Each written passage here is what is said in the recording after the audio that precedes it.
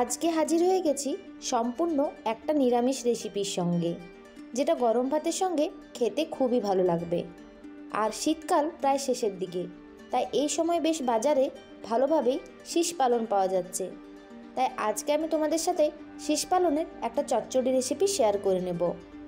খুব সহজেই যেমন তৈরিও হয়ে যায়, বিভিন্ন সবজি দিয়ে তৈরি, আর যেহেতু এটাতে শাক আছে তাই আমাদের শরীরের পক্ষেও এটা ভীষণই হেলদি। তাই চলো দেরি না করে শুরু করে দেওয়া যাক আমার এর সম্পূর্ণ নিরামিষ পদ্ধতিতে তৈরি শীষ পালনের চচ্চড়ি। নমস্কার বন্ধুরা, রান্না ও রান্না চ্যানেলের আরও একটি নতুন এপিসোডে তোমাদের সবাইকে স্বাগত। শীষ পালনের চচ্চড়ি তৈরি করে নেওয়ার জন্য এখানে আমি কয়েক রকমের সবজি নিয়ে নিয়েছি।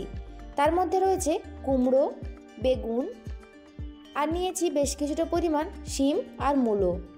কিছুটা পরিমাণ টমেটো আমি লম্বা লম্বা করে কেটে নিয়েছি, আর সমস্ত সবজিগুলোই আমি একটু লম্বাটে করে কেটে নিয়েছি।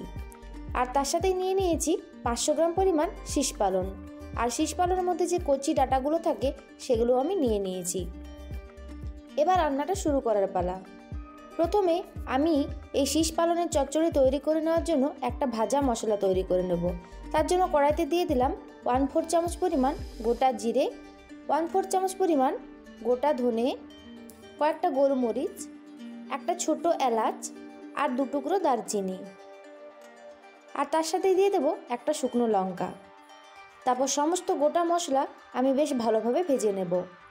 প্রায় 30 থেকে 40 সেকেন্ড সময় ধরে মশলাগুলোকে ভেজে নিতে হবে, মানে মশলার কালারটা একটু চেঞ্জ হওয়া পর্যন্ত এটাকে বেশ ভালোভাবে ভেজে নিতে হবে।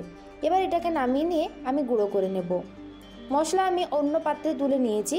এবার ওই কড়াইয়ের মধ্যে দিয়ে দিলাম পরিমাণ মতো সরষের তেল। আমি রান্নাটা সরষের তেলে করছি, তবে তোমরা চাইলে যে কোনো সাদা তেলেও করতে পারো।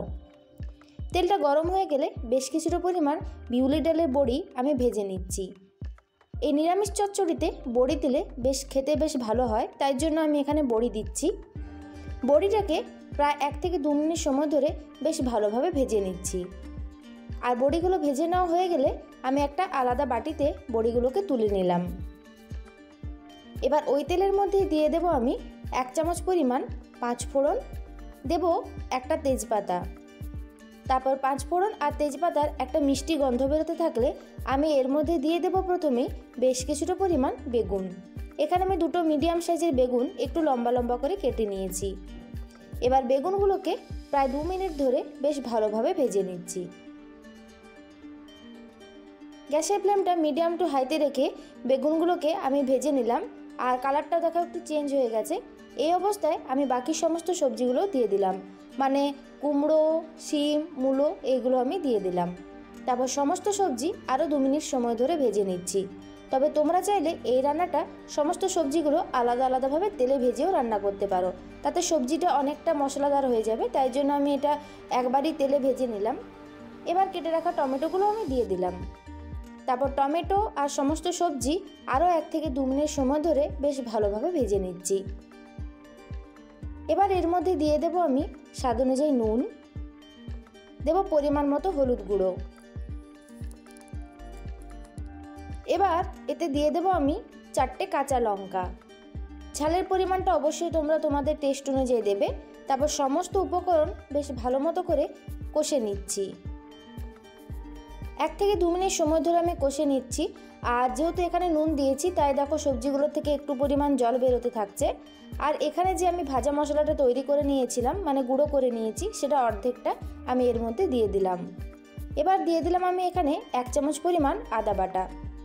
তারপর আদার কাঁচা গন্ধটা চলে যাওয়া পর্যন্ত এটাকে বেশ ভালোভাবে রান্না করে নিতে হবে। আর এটা যেহেতু সম্পূর্ণ নিরামিষ, তাই জন্য এখানে আমি রসুন বা পেঁয়াজের ব্যবহার করছি না। আদার কাঁচা গন্ধটা চলে গেলে এখানে আমি 500 গ্রাম পরিমাণ যে শীষ পালং ডাঁটা সমেত কেটে নিয়েছি সেটা দিয়ে দিলাম। তারপর শাকের সাথে সমস্ত সবজিগুলোকে বেশ ভালোভাবে মিশিয়ে নিচ্ছি। আর গ্যাসের ফ্লেমটা আমি এই সময় লো টু মিডিয়াম করে রেখেছি। এবার সমস্ত কিছু যাতে বেশ ভালোভাবে সেদ্ধ হয়ে যায় তার জন্য 5 মিনিট ঢাকা দিয়ে রাখবো। 2 মিনিট হয়ে গেছে, আমি ঢাকাটাকে খুলে একবার চেক করে নেব। যেহেতু এখানে আমি জল ব্যবহার করিনি, শাক থেকে প্রচুর পরিমাণে জল বেরোবে, আর ওই জলে সবজিগুলো সেদ্ধ হয়ে যাবে। সবজিগুলো চেক করে একটু দেখে নিলাম, একটু সেদ্ধ হতে বাকি আছে। তাই জন্য সম্পূর্ণভাবে সেদ্ধ হয়ে যাওয়ার জন্য এটাকে আরও 2 মিনিটের জন্য আমি ঢাকা দিয়ে রাখবো। 2 থেকে 3 মিনিট হয়ে গেছে আর গ্যাসের ফ্লেমটা আমি এই সময় লোতে করে ঢাকা দিয়ে রেখেছিলাম। দেখো সবজিগুলো অনেকটাই সেদ্ধ হয়ে গেছে, দেখে আশা করি বোঝা যাচ্ছে। আর শাকটাও বেশ ভালো মতো নরম হয়ে গেছে। এবার আমি এর মধ্যে দিয়ে দেবো বেশ কিছুটা পরিমাণ ফ্রেশ ধনেপাতা কুচি। যেহেতু এই সময় বাজারে পাওয়া যাচ্ছে, পরিমাণটা বললাম না, তোমরা তোমাদের পছন্দ অনুযায়ী ধনেপাতাটা দিয়ে দেবে। তারপর ধনেপাতার সঙ্গে সমস্ত উপকরণ বেশ ভালো মতো করে মিশিয়ে দিলাম। আর এখানে দিয়ে দেবো 1 চামচ পরিমাণ চিনি। যেহেতু নিরামিষ রান্না, চিনি দিলে একটু ভালো লাগে, তবে তোমরা চাইলে চিনিটা স্কিপ করতে পারো। ভেজে রাখা বড়ি দিয়ে দিলাম। আর যে অর্ধেকটা পরিমাণ গুঁড়ো করা মশলাটা আমি রেখেছিলাম, সেটা আমি এখানে 1/2 চামচ দিয়ে দিলাম। তারপর সমস্ত উপকরণ বেশ ভালো মতো মিশিয়ে নিয়ে গ্যাসের ফ্লেমটা বন্ধ করে দিয়ে তারপর 5 মিনিট স্ট্যান্ডিং টাইমে রেখে এটাকে আমি গরম গরম সার্ভ করব। তৈরি হয়ে গেল আমার একদম নিরামিষ পদ্ধতিতে তৈরি শীষ পালনের চচ্চড়ি। তোমরা যদি বাড়িতে এইভাবে ট্রাই না করে থাকো তাহলে অবশ্যই একবার তৈরি করে দেখতে পারো, খেতে খুবই ভালো লাগবে। যদি ভালো লেগে থাকে আমাকে কমেন্ট করে অবশ্যই জানাবে। চ্যানেলটিকে সাবস্ক্রাইব করে নেবার সাথে সাথে পাশে থাকা বেল নোটিফিকেশানটিও অন করে রাখবে, যাতে আমার ভিডিওর আপডেট তোমাদের কাছে সর্বপ্রথম পৌঁছে যায়। ফিরে আসবো এরকমই কোনো এক রেসিপি নিয়ে। সুস্থ থাকবে, ভালো থাকবে, ধন্যবাদ।